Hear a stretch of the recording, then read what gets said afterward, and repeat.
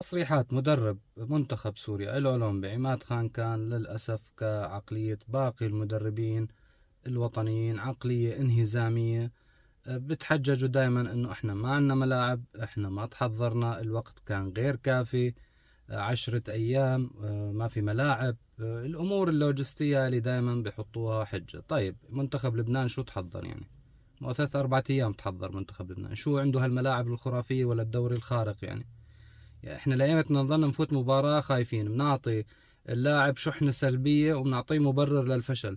يا أخي أنا مشتهي أشوف مدرب وطني يقول إحنا جايين لنأخذ البطولة رغم صعوبة التحضيرات، لكن شبابنا جاهزين وقادرين، لك أعطيهم دفعة معنوية. يا أخي مدحنا فيك، أنت مدرب تلعب طريقة هجومية ومن أفضل المدربين الوطنيين، لكن العقلية لازم تختلف. أعطي اللاعبين دافع لحتى يفوتوا ويفوزوا، مو لحتى نحط لهم مبررات في حال الفشل. تحياتي.